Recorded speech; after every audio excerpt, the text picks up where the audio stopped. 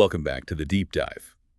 You know the drill. You send us sources. We dig in and pull out the most valuable bits. And today we're heading into, well, a really interesting spiritual space. We're looking at the Mahajakkapat Mantra. That's right. We've got excerpts here from the Mahajakkapat Mantra, Power and Practice. Yeah, one of you shared this. And our mission really is to try and understand it. You know, where does it come from? What's its purpose? How is it actually practiced? And what are the potential benefits, according to the source material? For you, the listener, we're looking at its Buddhist roots, its uses. And the practical how-to, basically. Exactly. We want to give you a clear picture of this, well, seemingly powerful mantra. Okay, so let's kick things off with the origins, because it sounds like there's quite a story here. There is. The source connects it to the Champupati Sutta. Right, I saw that. And this involves the Buddha transforming into a Chakravartin, which is like a universal ruler. Sort of, yes. A righteous, universal monarch figure. The story goes he did this to gently subdue a powerful king, King Tampu. Wow, okay. So not through force, but through this kind of impressive righteous presence. Precisely. The Chakravartin embodies this kind of compassionate authority. So the mantra, right from the start, is linked to this idea of powerful, benevolent influence. Interesting. And the person who actually composed this specific mantra, Longpudu from Panyo, from Wat Sake in Thailand. That's him. And he's described in really quite profound terms like a Bodhi tree. A Bodhi tree, offering peace and happiness, and linked to figures like Fra, Sri Arya Maitreya Bodhisattva, and Longpu Thwat. These are major figures, right? Very significant. Being compared to a Bodhi tree suggests he was a source of refuge and enlightenment, and the connection to a future Buddha and a highly revered historical monk like Longpu Thwat. It places him and this practice in a very respected lineage. Okay, this is where it got really interesting for me. The source says this mantra wasn't just something he taught, it was like central to his own practice. He used it for gathering charisma, which I guess means that positive influence we talked about. Yes, the ability to inspire and lead positively. And also for spreading loving kindness to all realms, it mentions. Like a universal blessing, yeah. And even blessing amulets. It sounds like a real spiritual multi-tool for him. It does seem that way, a core part of his spiritual work. And he passed this on to Fra Ajahn Warangkat Wiryatharo, or Luang Thama. Right, at Tam Wang Nai Temple. And that transmission is key in these traditions. It ensures continuity, authenticity. Yeah, passing the torch, so to speak. Yeah. It shows how important he felt this mantra was. Absolutely. So, okay, that's the origin. What about the why? What's this mantra supposed to do? The source calls it universally powerful. That's the term used, yes. Like a spiritual Swiss Army knife, as you put it earlier. Yeah. And the benefits listed are pretty broad. Enhancing charisma, improving destiny. Which connects to Buddhist ideas of karma, cause, and effect. Right. Accelerating Dhamma practice, so faster spiritual growth. Yeah. That seems to be the implication, yes. Aiding progress on the path. And just generally increasing merit or good karma. Which is fundamental, building positive potential through intention and action. But then it gets even more, maybe, specific. It talks about adjusting the realm of the deceased and our creditors. That sounds quite intense. It does. It touches on that deep interconnectedness in Buddhist thought.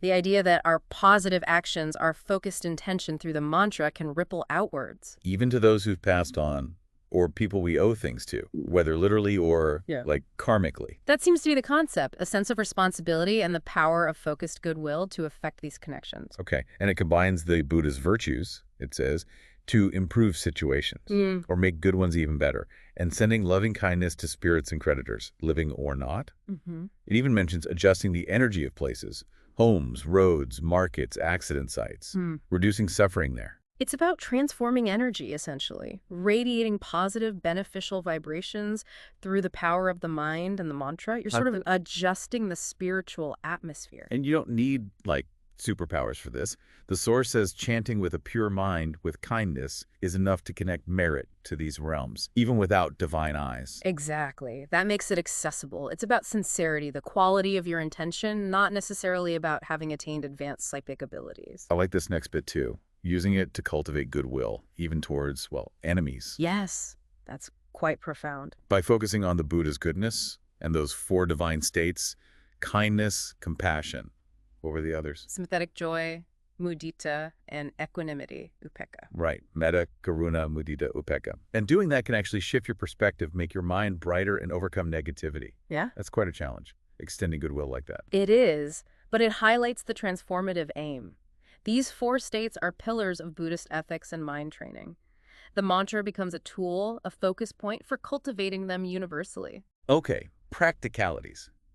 When can you actually chant this? Well, the source is pretty flexible. Morning, noon, evening, night, basically anytime. But evening gets a special mention. Something about the 3 worlds being more open or connected. That's the idea presented, yes. The heavenly, human, and suffering realms are thought to be more linked than potentially making the practice more impactful at that time. And chanting together?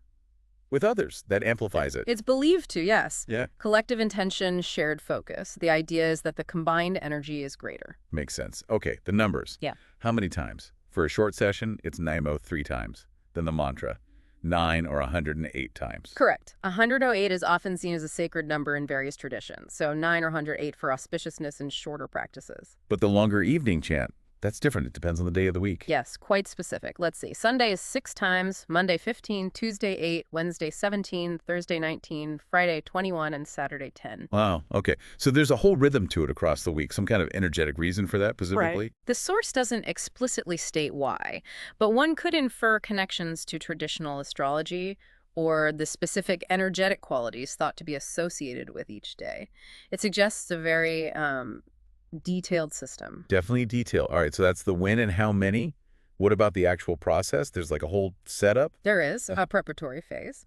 You start by paying homage to the triple gem. Buddha, Dhamma, Sangha. Got it. Then observing the 5 precepts, the basic ethical guidelines. Okay, like non-harming, not stealing. Exactly.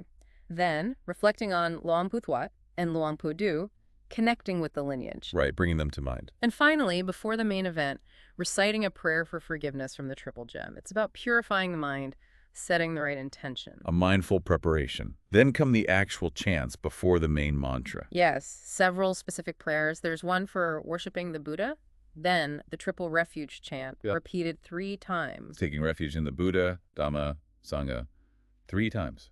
Then the 5 precepts chant, reciting each one, followed by specific prayers for Luang Pu Thuat, 3 times. Okay. And prayers for Luang Pu Du, also 3 times. Got it.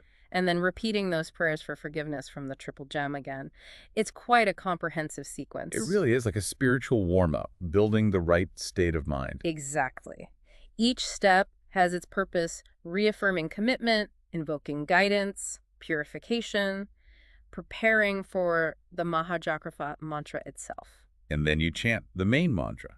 Now, what if you don't have one of those Chakrapati amulets? Good point. The source suggests visualization.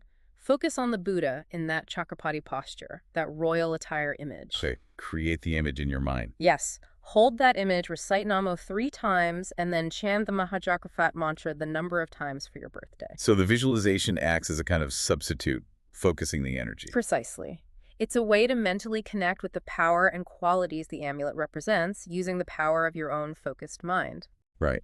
So putting it all together, this Mahajakkapat Mantra, it has this deep origin story linked to the Buddha and passed down by this revered monk, Luang Pu Du. It's seen as having these wide-ranging benefits: charisma, destiny, merit, helping others, even energetically cleansing places. A broad spectrum of potential effects according to the practice. And the practice itself is quite structured. Preparations, specific prayers, timings, number of repetitions based on the day, and this visualization technique. Yes, it's a very detailed approach outlined in the source. It offers a clear path for someone wanting to engage with this practice. It definitely seems like a way, as described here, to actively cultivate that inner merit, that positive intention, and try to extend it outwards. That's the core idea, using focused intention and the sacred mantra to generate positive energy for oneself and potentially for the world around you. It certainly makes you think, doesn't it? How practices like this focused on compassion and, well, positive intention might fit into your own life, or how they aim to influence things beyond just ourselves. It raises interesting questions about the power of focused thought and intention within a spiritual framework. Definitely something to reflect on. Well, that's our deep dive for today. Thanks for exploring this with us.